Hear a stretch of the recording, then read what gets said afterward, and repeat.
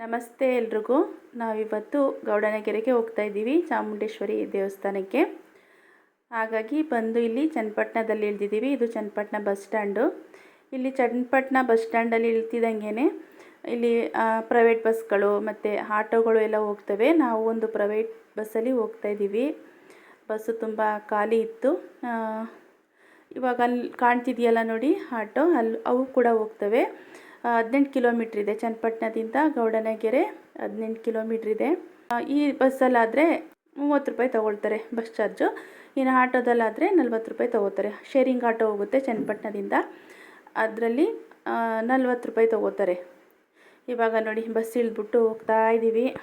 ದೇವಸ್ಥಾನದ ಹತ್ರನೇ ಬಂದು ಇಳಿಸ್ತಾರೆ ಪ್ರೈವೇಟ್ ಗಾಡಿ ಮತ್ತು ಆಟೋದಲ್ಲಿ ಬಂದರೆ.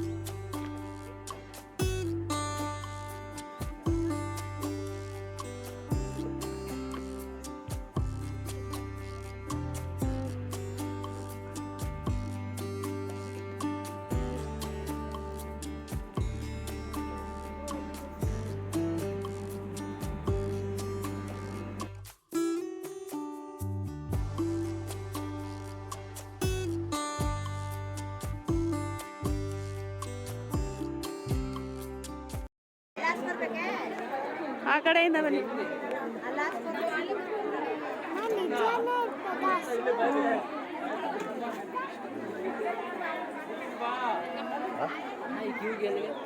ದೇವಸ್ಥಾನದ ಒಳಗಡೆ ಇದು ನಾವು ಅಂದ್ಕೊಂಡಿದ್ದ ಕೆಲಸ ಆದರೆ, ಸಕ್ಸಸ್ ಏನಾರು ಆದರೆ ಕಾಸು ಅಂಟ್ಕೊಳ್ಳುತ್ತೆ, ಇಲ್ಲಾಂದರೆ ಬಿದೋಗುತ್ತೆ. ಆ ಥರ ಎಲ್ಲರೂ ಸಹ ಕಾಸು ಅಂಟಿಸ್ತಾ ಇದ್ರು, ನೋಡ್ಬೋದು.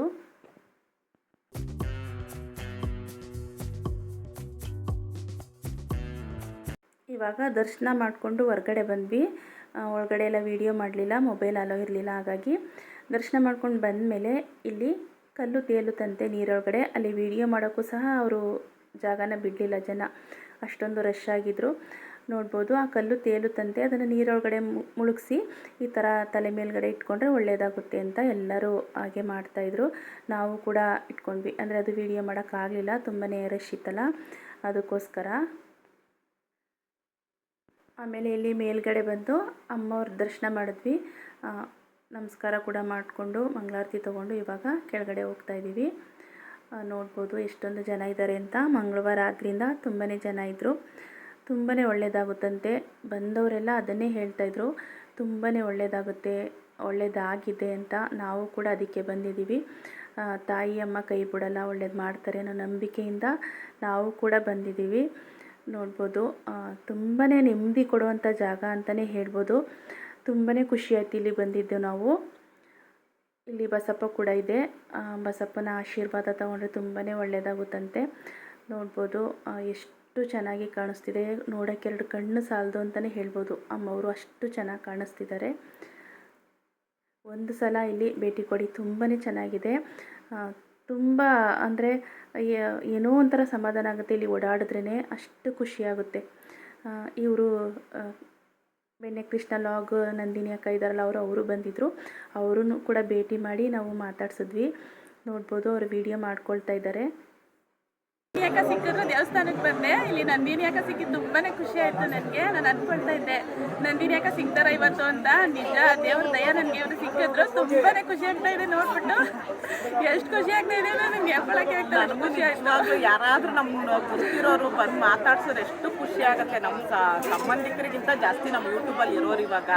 ಹಂಗಾಗಿ ಗೀತಾ ಬಂದು ಮಾತಾಡ್ಸಿ ನನಗೂ ನಿಜವಾಗ್ಲೂ ತುಂಬ ಖುಷಿ ಆಯಿತು.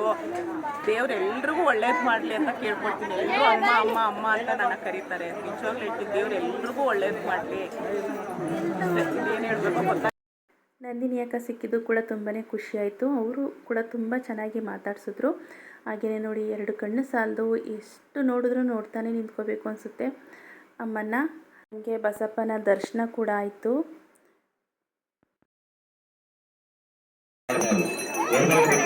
ದಸರಾಂತರ ಬೇರೆ ಅವಕಾಶ ಮಾಡಿಕೊಡಿ. ಚಿನಿ ಎಡೆ ಕಾಪಾಡಪ್ಪ.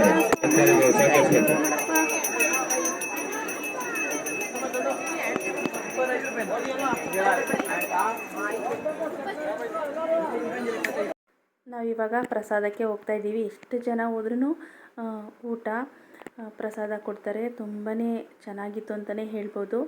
ಪಾಯಸ, ಅನ್ನ, ಸಾಂಬಾರು ಇಷ್ಟು ಬಡಿಸ್ತಾರೆ.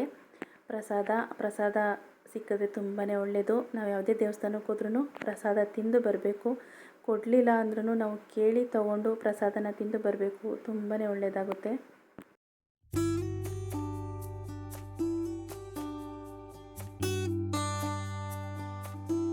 ನೋಡಿ, ಇದೆಲ್ಲ ಅರ್ಕೆ ಕಟ್ಟಿರೋ ಅಂಥ ಕಾಯಿಗಳು. 7 ವಾರ ಕಾಯಿ ಕಟ್ಟಿದ್ರೆ ತುಂಬಾ ಒಳ್ಳೆಯದಂತೆ. ನಾವು ಅಂದ್ಕೊಂಡಿದ್ದಂಥ ಕೆಲಸ ಆಗುತ್ತೆ ಅಂತೆ. ನೋಡ್ಬೋದು ಎಷ್ಟೊಂದೆಲ್ಲ ಕಾಯಿ ಕಟ್ಟಿದ್ದಾರೆ ಅಂತ.